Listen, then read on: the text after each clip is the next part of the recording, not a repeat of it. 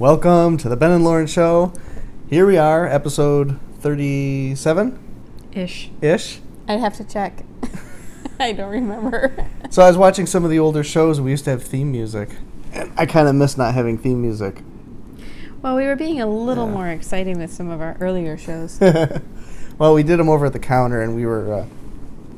Maybe a little more engaged? No, everything was... We were looking down at the camera. I think that had a big role. Now we're on the comfy couch. Oh, maybe so. So now we're just more relaxed, kind of more laid back. So here we are. I'm Ben. This is Lauren. And this is the Ben and Lauren Show, episode 30-something. And... And we've only been doing this, every 2 weeks now? It feels like the last several shows have been every 2 weeks. Yeah. We haven't really been doing it every week. Now, I've been uploading all of the old Ben and Lauren shows to the D-Tube. You wanted to put them on the blockchain just in case we get kicked off of YouTube. Well, we could. I think at this point anybody's fair game to get kicked off YouTube. I think we're up to episode 10 uploaded there, so we'll put this one seemingly out of order as the most current one anyway. So what did we do this week that was exciting? This week or the last 2 weeks? In the last 2 weeks. Well, I think 2 weeks ago started with building a fence. Yeah. Now, I started building the holes for this fence 2 years ago. Well, we got sidelined last summer because we had we got caught in a net meant for illegal aliens, I think. We had a big IRS fine. Well, it was one of those things where we had a nice return one year, and then they basically revoked the return. They unexpectedly. And, of course, by then, it's all tied up and not available. So when they ask for a good chunk of it back, we're basically like, oh, no, what are we going to do? We basically took all our money that we'd saved up for projects that year and... Yeah. So our fence fund ended up going to the government. So, but I had the holes dug most of the way, and over the course of several years, they sort of filled back in. We covered them. We didn't. We put covers over them to try to preserve them. Mm-hmm. So basically, you started digging them not last summer, but the fall before. You dug a few. Right. And then last spring, you dug some more, and we were just getting ready to put the fence in last spring when we got the IRS fine. And the initial holes are really difficult to dig. I mean, because you're breaking ground. Literally. And we have a large maple tree. Yeah, and there's a lot of roots. Oh, the roots were difficult to get through. You were out there with a hatchet. And we had concrete, because some of the post holes are right next to the house. So you had the parts of the concrete going out. You had the chisel through. It was a lot of work. I remember I sweated a lot. And we could not get an auger to dig most of these fence posts because of where they were. There's a gas line running through there. There's a water main line to the house. So use the old-fashioned two-shovel thing where you have two shovels next to each other and you dig it down. And post hole digger. Post hole digger. Yeah. And that feeling of pulling up the two poles with the dirt in it. Now around here it's clay. It's this heavy, thick, goopy clay. It's pretty rough to dig through. And then you hit but a at root. least the holes don't collapse like if you were digging in sand. Well, that is true. They're nice, solid holes. Once you dig them, they're there. So we had to redig them. Basically had to go down because they were only maybe 2 or 3 feet by the time, well, maybe even less than 2 feet. So I just redug them.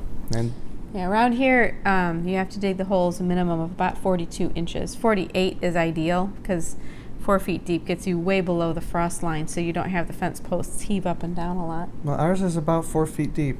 Yep, 48 inches. And 4 feet doesn't seem that deep, but when it's a hole in the ground, yeah. It looks quite impressive.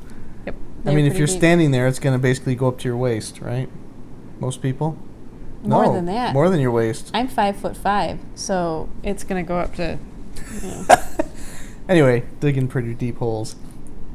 And then we bought poles that were... Bought the The posts were too short. Were 8 feet. So you put 8 feet in a 4-foot hole, and you've got a short little...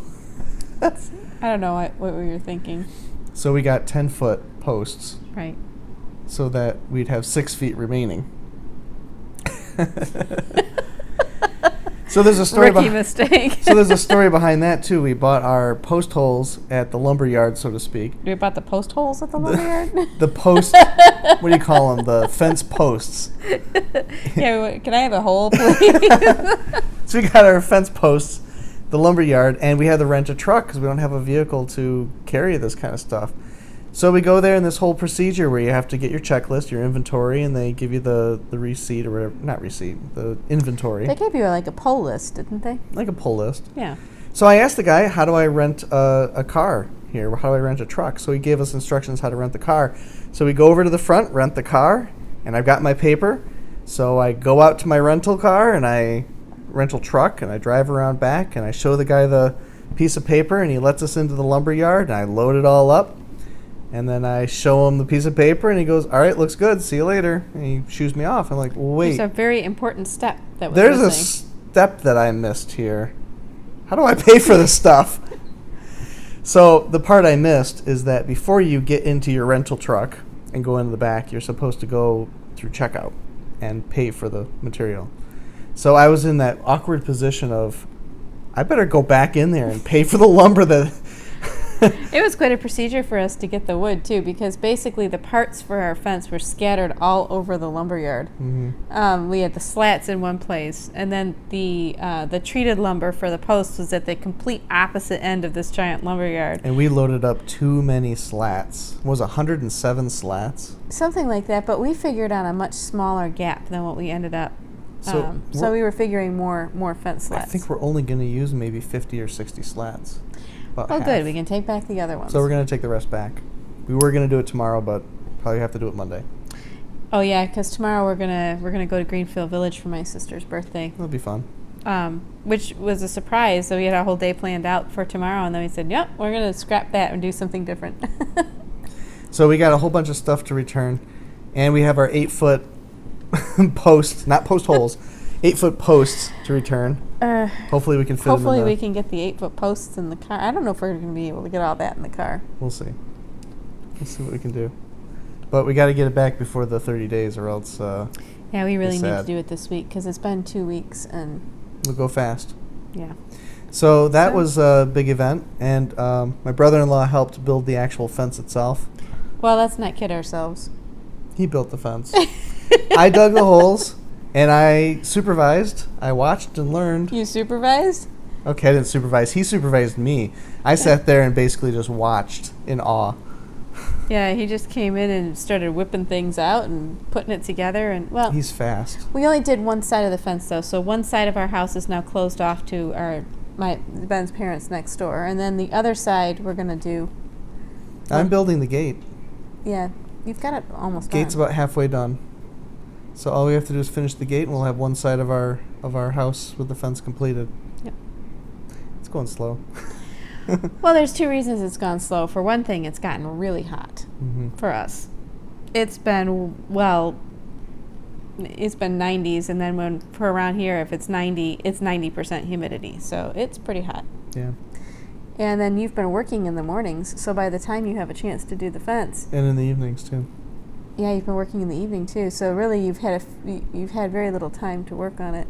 So basically, after dinner, after everything's all cleaned up, I'll go out that last hour of daylight and see what I can get done, and I've made progress. Yeah, you've got all the holes all finished filling in, and you got all the pea gravel back down, and yeah, digging and undigging holes is surprisingly a lot of work. I mean, the actual building of the fence is not really that hard. It's the digging holes. And setting refilling holes and setting the foundation and putting the pea gravel in and all that kind of stuff. I'll be really glad to have the fence finished. Daniel is our most street happy child yet. If he's out in the backyard, I can be out watering the garden or something, and Daniel can start heading out to the front. He also leaves the house. And some of the other kids let him out occasionally. They'll go out to swing on the swings or something, and they'll let Daniel out too. And I don't know Daniel's gone, because I'm in the kitchen doing dishes or something, and Daniel goes out the door with everybody else. So I've gotten pretty trigger happy about, as soon as I hear the door wall open, I'm chasing down Daniel, because twice now we've gotten him right as he was going out into the street. One of the other kids warned us. Now, he doesn't seem to go in the street nearly as much, but you can't trust him by himself. And he'll just go out in the front yard and start taking a walk down the sidewalk, too. Yeah, he's just not... He is not trustworthy at all. No danger warnings. And there's enough kids now where even if I'm keeping him by me, if he decides to walk off, it's easy to miss that he's done that. And I'll be glad that there's a fence in place as a safeguard, because he'll be dependable. By next summer, this won't even be an issue, because we know that from Elena. She was also a little bit nuts about going outside. So it's a privacy fence, about 6 feet tall. So the gate's going to be shorter. It's going to be about 5 feet. And it's going to be on both sides of the house. And we're going to have gates on both sides of the house so we can have entry on either side. And it'll be nice to have some privacy because it's always been open. We used to have a chain link fence when we first moved in, but we took the whole chain link fence off. We had to do that to build the addition. And we took the chain link fence between this house and my parents' house, so it's like a shared, sort of like a shared yard. We need to get rid of those fence posts. But we still have chain link fence posts, just kind of They're kind of ugly. Yeah, they are just kind of hanging ugly. out there. We just need to cut them down. Wow. So projects. That's a big project that I'm really happy to get done, because it's been hanging out there for a couple of years. We've wanted to do it. So a couple other small projects. I've got a chair I want to sell. I've got an air conditioning unit I want to sell, and I've got a radio I want to sell. Start loading Craigslist up. And we, our garden, now that it's hot, everything is really happy. So the garden is taking off. We did a garden walkthrough this week, if anyone Oh yeah, our other look video. at that. Lauren gives the tour. I just talk a lot. Yeah, and if you can't tell from the tour, we are definitely in the 3rd trimester of pregnancy now. Yep. I looked at the video, it's like, who is that fat girl? Due October 15th? Yes. Coming right along. I'm not certain. I think that might be the 2nd day of Sukkot. So it might be the Ben and Lauren and New Baby show soon. I really Technically, hope, it's the Ben and Lauren I and New really Baby hope show we right don't now. have a new baby while we're sleeping out in the backyard in a tent. I really don't want to do that. In the middle of October, it's cold at night.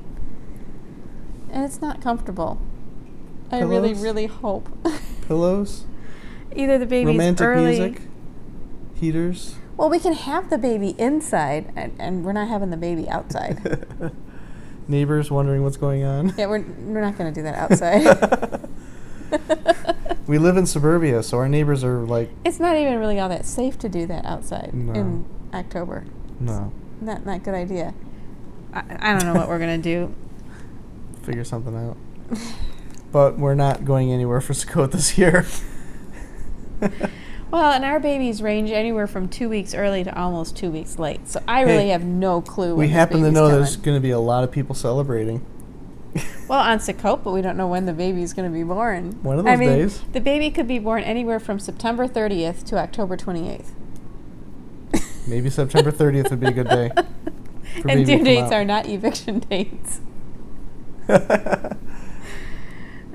This is one of the things that happens when you have your babies at home. Mm-hmm. If you have your baby in a hospital setting with the normal medical procedures, they do not like the uncertainty of 2 weeks early to 2 weeks late. And so if you get a few days overdue, they're like, well, time to induce you. Yeah, we don't do that. Oh, Goldie told me, my midwife told me, that there's now a law for midwives in Michigan that if you go more than 14 days late, you have to go for a non-stress test Really? to make sure that the baby's okay. Huh. However, the parent can waive the non-stress So test. that's 2 weeks after the due date? We would have just squeaked in with Daniel. Huh. He was 10 days late. Yeah. And that was an easy birth. I guess you can do a waiver though if the parents feel that the baby's moving a lot and everything seems fine and they'd rather wait, or if they're like a friend of mine who always has her babies 3 weeks late. See, I think this is a boy. I think we've got another boy on the way. You always think it's a boy though. Our first baby was a boy until I was proven wrong. Our second baby was a boy until I was proven wrong. Our third baby was a boy until I was proven wrong. And I said, surely the fourth baby will be a boy. And then the fourth baby was born and you didn't even look to see if it was a boy. You just assumed it was a girl.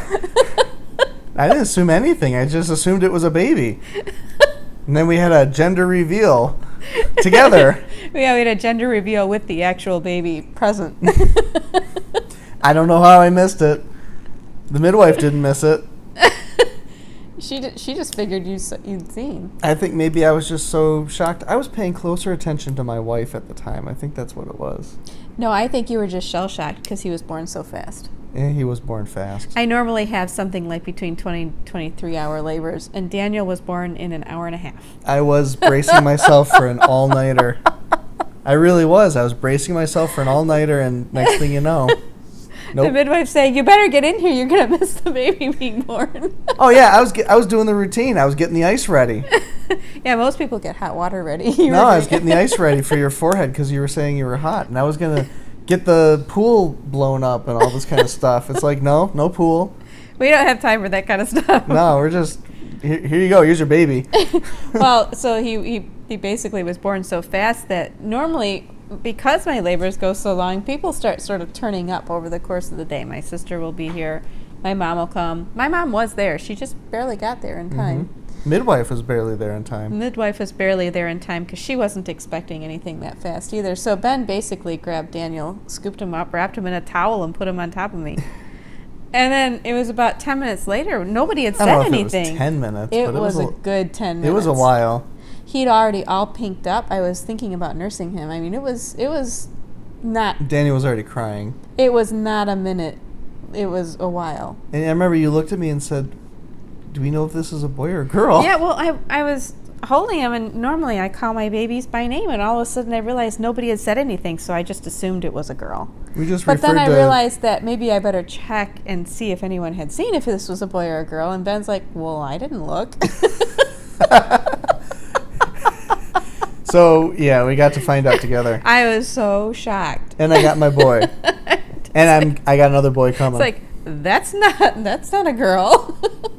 And I've got my my next boy coming. Until proved otherwise, it's a boy. It's probably a girl. It's a boy until proven otherwise. Well, it's a baby. I think we have girl names picked out. We don't really have any boy names picked out, do we? I don't know. Well, I like a lot of names. It's kind of up to you. We've always had an easy time picking names for children, and this time we haven't really been... Well, we haven't really thought about it because it just seems like, well, we'll get around to that. Some people name their babies way after the baby's born. I don't really see us doing that. I think we'll just go, looks like whatever. I think that is the tradition. You don't name the baby until after the baby's born. And there's usually circumstances surrounding the birth or surrounding stuff going on in your life at the time, or... Well, that's old tradition. These days, people do not do that. They pick the name out way in advance. They also pick the date that the baby's going to be born on. Yeah, and they also know what the baby is way in advance, and there's everything. a lot of different stuff. My, how times have changed. So I figure we have something around 12 weeks left. It's coming fast. So what other fascinating things do we do this week? I know I had something kind of interesting happen this week. Just today, something showed up in the mail. I participated in the monster raffle with the Steam Silver Gold group on Steemit, and I won this! Woo! It is 2 ounces of silver poured by a man named VG. I don't know his name, but he goes by the name VG. VG Holding on Steemit, and this is a homemade pour that he did. And the cool thing is, he's from Michigan. Turns out he lives probably less than 50 miles from us. I don't know if you could see, but there's actually a stamp of Michigan on there. Yeah, you can see it. It's coming through pretty good. And MR4 for Monster Raffle 4. So I joined it at the very, very last minute. Put some of my Steam back dollars up on the line, and I managed to win. I would have been happy not winning, but I'm happy winning too. It is kind of a neat piece of silver. Well, I like it because it's just kind of a chunk of silver. It's definitely a chunk of silver. I don't really have a lot of these. Most of them are rounds and all, this is nice. You can see all the grains of the wood, all the texture and stuff. It's kind of neat. It reminds me of... Looks like he poured it on the bark side. Yeah, it kind of reminds me of like already chewed gum. Well, that's romantic. But I wish I could convey the weight on there. It's about 2 troy ounces. It's got a little bit of heftiness. It's heavy. So, that was one of my exciting things. It's amazing watching these digital cryptocurrencies turn into something actual tangible that you can hold in your hand. Especially if it's heavy. And something kind of heavy. And, if we ever hit really hard times, we can go to the pawn shop and get some cash for this really easy. You hope. Hopefully they will never come to that. No, I know. There's always a demand for this kind of stuff. 4th of July was this week. Yep. That's right. I don't know what happened the 4th of July. Well, we watched the big controversial parade. Oh, the one in Washington, D.C.? Yeah, we watched live streaming. And I said to Ben, okay, it looks like a military parade, all right. Every high school band in the area is playing. Mm-hmm. And we see a jump rope crew. Well, I don't know. The little girls riding with their parents in open-top Mustangs, waving at the crowd. I wasn't quite as impressed with the parade, but I watched the speech that Trump gave afterwards, and I thought that was really well done. It was a fine parade. It was just a normal parade. I don't know what everyone made such a fuss about. I mean, if you go to any city in the United States right now, except maybe some of the really weird ones where they would have had something countercultural. Yeah, it was pretty unremarkable. It was pretty tame. But the speech got a lot of people riled up because they had, I think, some tanks on display. And they had some flyovers with helicopters and jets and various things. Okay, the president got up and he highlighted well-known old stories from each branch of the military, and they had a flyover from the planes from each branch of the military, which apparently every branch of the military has aircraft now. Now, we learned something interesting about the speech afterwards. It started raining, right? And the teleprompter cut out. So imagine being in front of, I don't know how many. You're standing out in the rain. How many people? I mean, the whole mall was just filled with people, and the teleprompter goes out. And I don't know, I couldn't even tell. Could you? Well, some people are claiming that he stumbled. I did not know. I listened to the whole speech. Maybe he stumbled a little bit, but if I don't know. I think he's allowed to stumble at that point. Yeah, I thought it seemed like you did a pretty good job. And I didn't hear a single word about him in it. It's funny, all the people protesting ahead of time saying, oh, he's so selfish. He's making this all about him. It's all about his ego. And he gives this whole speech where he basically calls out one person after another saying, this person's a wonderful person, this person's a hero, and this person gave their life, and this person has spent their life dedicated to... He highlighted one man, he said, as a tribute to an American who has invented the current process used to treat childhood leukemia. Oh, yeah. Apparently, before this guy's method of treating leukemia, I think he said 97% of children with leukemia died. Wow. And now it's what's that to do with military? Lower. He started off by highlighting people from American Life who had done good things and had been a credit to the country. And he said the guy with the childhood leukemia was one.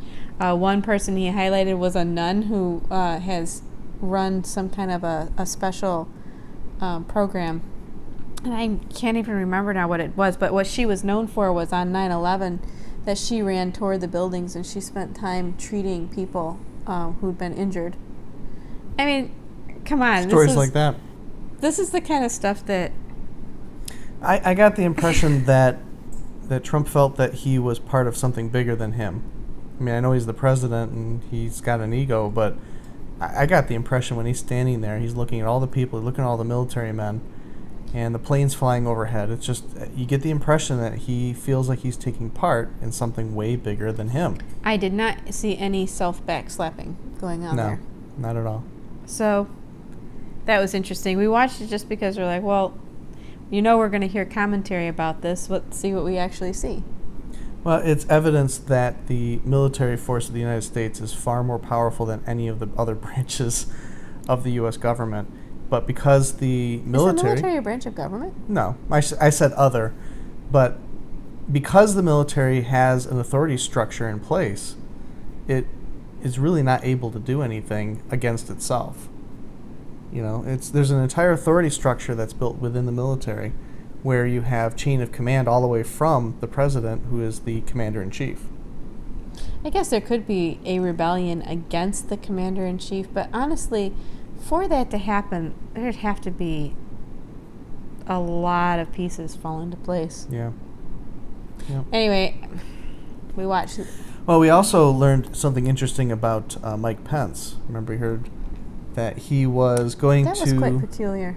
Yeah, he was going to, what was it, Massachusetts? No, New Hampshire. He Hampshire? was supposed to give a speech on Wednesday. So the day on the 3rd of July, he was supposed to give basically an Independence Day speech in New Hampshire. Mm-hmm. And as his plane was coming in for a landing, it turned around and went back to Washington, D.C.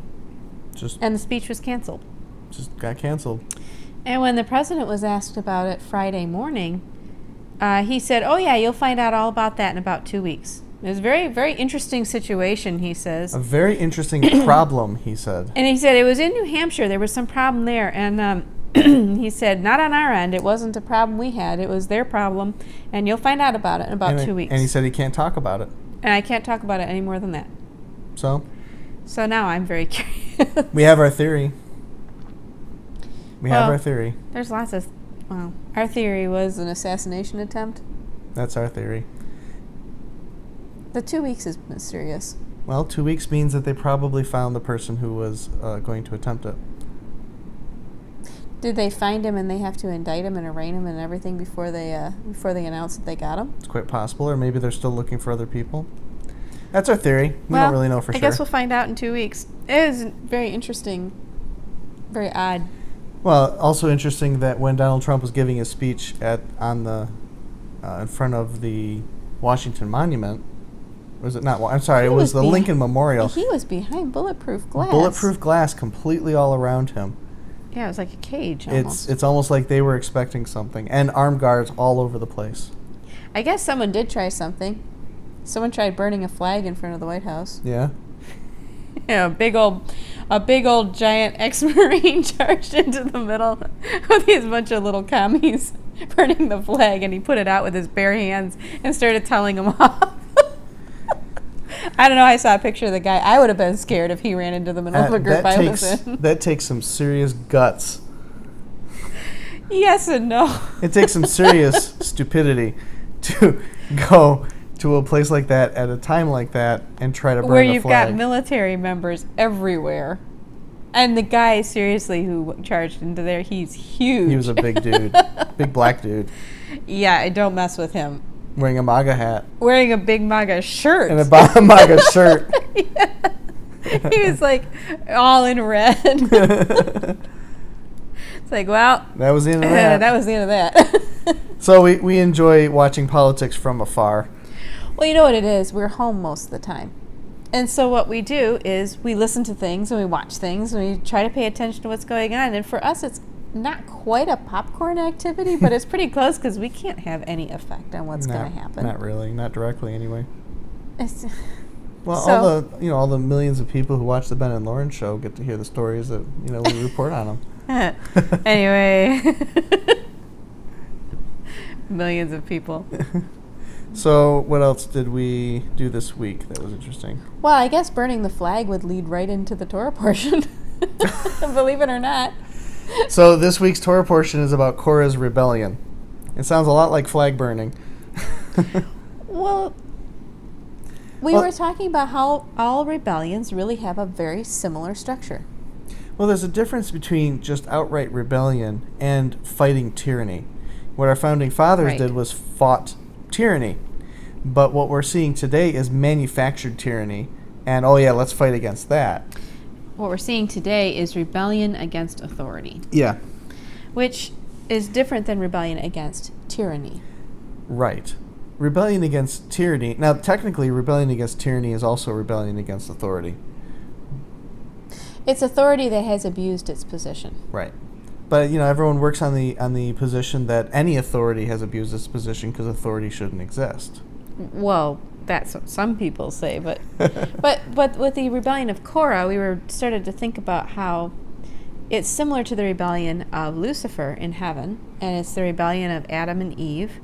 And basically it is, why should this person be in charge? I'm just as good as this person who's in charge. I ought to be in charge.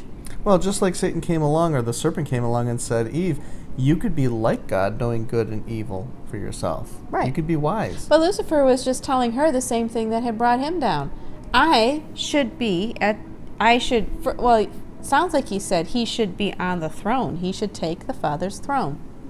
I will ascend and be like the Most High. I will be the Most High. So Korah and his band basically said, well, I could be like Moses. I could be like Aaron. Why are you set apart? Why are you so special? Aren't we all God's people? Aren't we all supposed to be priests? Aren't we all holy? Which, that's an interesting thing, because people today, there's a whole group of people who are claiming that we are all supposed to be priests after the order of Melchizedek, even though Messiah is the only one that's called out as a priest in the order of Melchizedek. It's interesting that we've got groups of people who are saying we are all priests. Mm-hmm. So it's similar to Korah saying, aren't we all priests? Well, we also have to understand the station. Not all priests have equal authority and equal jobs. There's hints that Korah wanted Aaron's job. Well, Korah, it records that he was among the people, his family was among the people who transported the elements of the furniture from the tabernacle. So from place to place. So Aaron's sons would go into the tabernacle and they would cover, and you noted that the Hebrew word, you were watching Aleph Beta. Aleph Beta was talking about the Hebrew word sort of means to swallow, but they would completely cover the furniture, Aaron's sons would, and then members of the Levite family would come in and carry the furniture out and carry it wherever it needed to go by hand. So basically they schlepped the stuff around from place to place. They didn't just do that. That was an incredible honor. It wasn't just a matter of hauling it. They were not just moving men. Well, they could not touch it, and they had to be covered. By the poles. Had to be carried by the poles. And you had this gigantic procession of people with like literally millions of people behind you as you're traveling. I think they were interspersed among the people. The elements of the tabernacle? Yeah, I think different branches of the family took things at different times. The idea being that when they got where they were going, the tabernacle would be all set up by the time the ark arrived, and it could be carried straight in and placed in the Holy of Holies. They didn't leave it sitting around the desert somewhere while they were setting up the house. That makes sense. So I'm pretty sure like all the tents and the fence bases and all that were carried first. So Korah got to watch Aaron and Moses assembling the tabernacle. I'll move the camera again. And putting all of the furniture into the tabernacle. All they did was transport it from point A to point B. Right. And when they carried it, the furniture was swallowed by the coverings. Right. They couldn't see Covered. Yep. So what we noticed is that when the Great Rebellion happened, that you've got the ground opening up and swallowing the tents of Korah, Dathan, and Abiram. It's the same Hebrew word, which I thought was a very fascinating connection. That is a connection. Which would explain why that unique punishment came, Yeah. We got some bugs flying around here. Yeah, I'm wondering where they came from. Door wall being open for a few minutes. Oh, okay. Well, that one's a pantry moth, so I want to make sure to get rid of it. The scourge of our pantry. So, what else did we talk about with the Torah portion? We talked about the number of men who died offering incense. They were men were they all from Reuben? It doesn't all 250 men, or were they just leaders among the people of Israel? It just says leaders among men. So a whole bunch of leaders from out of all the tribes of Israel. And they were not the elders of the tribes, but they were considered leaders. So we know that the Israelites were organized where they had leaders of 50s and hundreds and thousands, I believe. Mm-hmm. So there was 250 of these guys who were leaders who also joined the rebellion, saying they ought to be able to be priests because all the people of the Lord are holy. And they should have watched what happened to Aaron and Aaron's sons, two of Aaron's sons, because the same thing happened to them. Nadab and Abihu did the same thing. Nadab and Abihu offered strange fire to the Lord. Now you have 250 men standing before the tabernacle unauthorized from all the tribes. Well, they were authorized. Moses told them to do it. Right, but the Lord did not tell Moses to tell them to do it. Well, the Lord may have. Because I think what it was is Moses was telling them to do it as a test. Moses was saying, well, if you really think you ought to do this, go ahead. See what happens. And you would have thought that they would have remembered Nadab and Abihu. That had only happened a year earlier. I think that he was in a position where he didn't have much of a choice. They were going to do it anyway. So he said, okay, go do it. See what happens. And the same thing happened. Fire came out from the Lord and burned them up. And by the way, I noticed that when Nadab and Abihu died, they were not completely consumed by the fire. The fire came out and burned them, but they still had to carry the bodies out. Mm-hmm. So in these 250 guys standing in front of the tabernacle burning fire incensers where they were not supposed to be, and it says fire came out and burned them, I suspect there was 250 burned bodies lying around. Nothing but ashes. I don't think they were nothing but ashes. They were bodies, remember? Because Nadab and Abihu had to be carried out by their cousins. That must have been horrific. 250 men, that's a lot of people. And that's what you were noting, was the number of people. And then, actually, this is one of the very first parts of the Bible I ever read. You opened at random and read Korah's rebellion. And it terrified me. And I remember reading about the tents of Korah, Nadab, and Abihu opening up. And You mean Korah, Dathan, and Abiram? Korah, Dathan, and Abiram. And being swallowed up. But not only them, but their entire households. Their little ones, their dogs, their animals. And their it does extended specifically families. name, he says, their sons and their little ones. The little ones. So, of course, why the little ones? So I'm reading this, and I'm just shocked. And then just the next line says, and the 250 men were burned up. I'm like, whoa, wow. So I figure the very next day, we're going to read about how they all repented, how they're all on their faces. You mean all the people of all Israel? All the people of Israel would just completely turn away from their grumblings. But then we read they issued complaint to Moses again, and Moses... Now they complain that Moses killed the people. They accused Moses of killing the Lord's people. Because Moses had gone out to the tents of Dathan and Abiram and said, here is the test. If these men die of old age, like anyone would expect them to, then the Lord has not sent me. But if the earth opens up and swallows them, then God has sent me. And sure enough, the earth opens up and swallows them. So the people of Israel... so they say, this is Moses, you killed them. In the fashion of people everywhere. This is not a weakness of just the people of Israel. No. They go, you've killed the Lord's people. This is human nature overall. But I was shocked that they still were not repenting. And I was even more shocked to discover the number of people who died. It's almost like the crescendo and the peak of the wrath of God poured out on the people. And it sounds like God was just ready to finish it right then and there. Make a great nation out of Moses. Why not? Again. But yeah, because he was about to do that. He says, I just want to wipe this people out and make a great nation out of you, Moses. Moses petitioned for the people, and God relented. God repented. And it happened again. But this time Moses says, instead of pleading with God, he says, Aaron, grab a censer, go out among the people and atone for them. And he did. And Aaron was separating between the living and the dead. And we learned that, 14,700 people died in that plague? Was it 700? Yeah, 14,700. Almost 50,000 people died. I'm going to try not to yawn. Yeah. Keep yawning. Well, I was doing the math on that one, too, but that's just pure speculation. Well, your speculation basically comes down to the 12 spies, 10 of them die for the rebellion at Kadesh Barnea. Then shortly thereafter, we've got this incident where 250 plus people, somewhere between 250 and 300 people die. Well, 250 from the fire, and then an unknown number of people from the households of but Dathan, Abiram. On the day of Korah, Dathan, and Abiram being swallowed, there's somewhere between 250 and 300 people probably died. Approximately, yeah. We just don't know how many were in the households of the three men.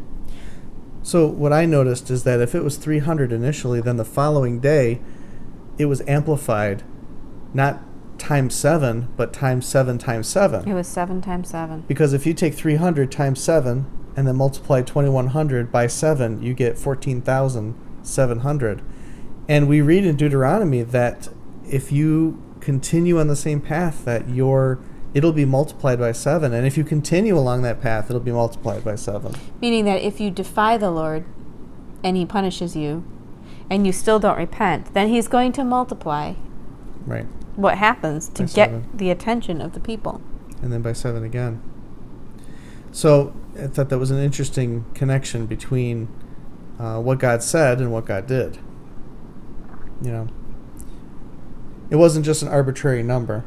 I mean, it's really easy to read the Bible and see this number and just think it's arbitrary. No, there's always something behind it. Yeah, I guess I never thought about the number of people who died. And what's interesting is that in the golden calf incident, you can tell it's getting late. It is late, yeah. In the golden calf incident, you hear about 3,000 people died. Mm-hmm. There are a lot of people. This 14,700, and then you add in the people who died the day before. It was 15,000 people who died. Right. Over this rebellion. So it basically starts with 10 people dying. Then it goes up, escalates to 300 people dying. Right, that's what I was saying in the beginning. And then it escalates up to 14,700 people dying. And God says a plague began among the people. But I'm sorry, if 14,700 people die in the time it takes Aaron to light incense and run out among the people, that isn't just a plague. That's like the plague of the firstborn, where people are struck dead where they're standing. Yeah. I mean, there's no getting sick and dying here. Also, I think that it was not just random among the people. Probably not. I think it was among the people who were complaining and the people who were rallying against Moses and Aaron. And that's a lot of people, 14,700. There's a lot of bodies. Because it talks about atonement that's made for the people. And I'm assuming the atonement was made for the people who are innocent, so there's no collateral damage. That people do not die. Well, there's probably guilty people who didn't die, too. Quite possibly. Quite possibly. But Anyway, so those are the things that we observed from the Torah portion in this section. well, to me, the biggest thing was the idea that rebellions all follow the same pattern. And this rebellion began with envy, as most rebellions do. That's also a difference between a rebellion against tyranny and a rebellion against authority, is that a rebellion against tyranny begins with actual grievances. Mm-hmm. Like the people wanting to rebel against Pharaoh in Egypt. He was killing their babies and holding them as slaves. That was an actual grievance. They had real grievances. Korah is rebelling because he's envious. He wants Aaron's position. And he says, well, you haven't brought us into the land of milk and honey now, have you? Well, he does worse than that. He says, you brought us out of a land flowing with milk and honey, referring to Egypt. Right. So Korah didn't have an actual grievance. So they brought out into the wilderness. You can make me yawn. I can't stop yawning. So brought out into the wilderness, they're complaining, and then he complains that you have not brought us into a land flowing with milk and honey. Right. So their grievance, God did not bring them into the land of milk and honey because of the way that they had already reacted to him. Right. You've tested me these 10 times. It was not a grievance that they had any business airing, and it wasn't like a grievance against tyranny. God was not capricious. So God's not really interested in just blanket, anti-authoritarianism.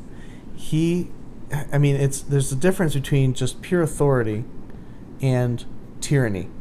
Yes. Pharaoh was a tyrant. That was an example of tyranny. Right. But the hierarchy set up by God in the wilderness was authority.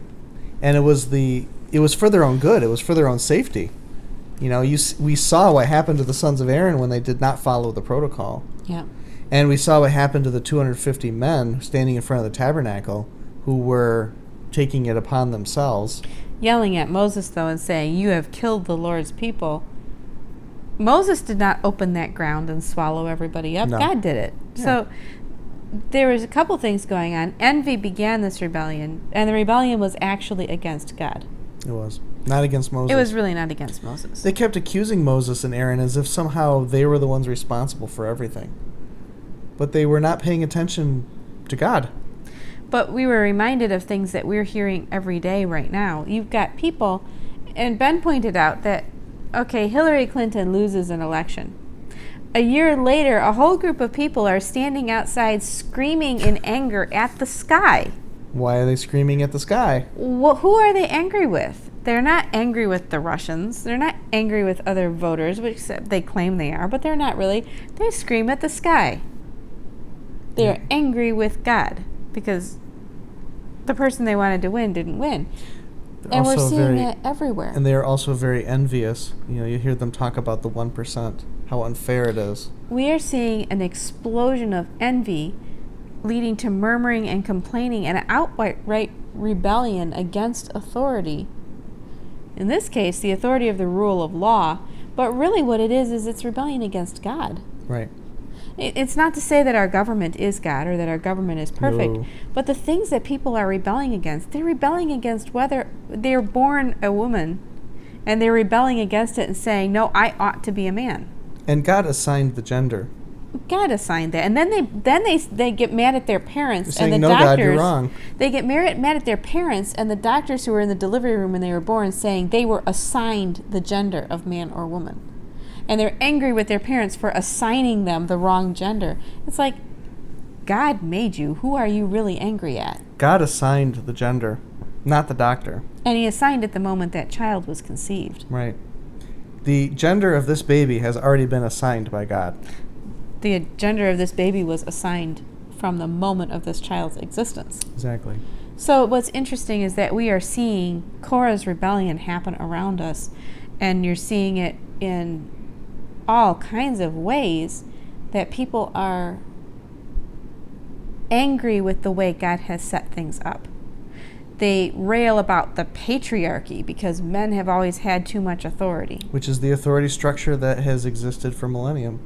And so Father Abraham. You're seeing people complaining about all the same things really that Korah was. It's unfair that we should be in the position we're in, given the job that God has given us to do. You know, if you think about it, even if you pray the Lord's Prayer, that is a patriarchy right there. Well, Our Father who God art Father. in heaven, hallowed be thy name. Right. Except as I saw a meme noted this week, that's God's preferred gender pronoun. Yes, that is God's preferred gender pronoun, and I do not suggest anybody don't try to change it. mess with that. Call him Z. Did you know we're at 46 minutes? That's probably a good time to shut off the Ben and Lauren show. If you've made it this far, thank you, congratulations, and we'll call it an evening. Should we do some trivia questions to see if anyone made it to the end? No. Papa Pepper likes doing trivia questions at the end of his videos, just to see if anyone actually watches to the very end of the video. If people actually commented on our video, we might think about it. Okay. That sounds like a plan. Anyway, have a wonderful evening, everybody who's watching, and say goodnight, Lauren. Good night, Lauren. She always does that. You always tell me the same thing. Oh, it's our outro. Okay.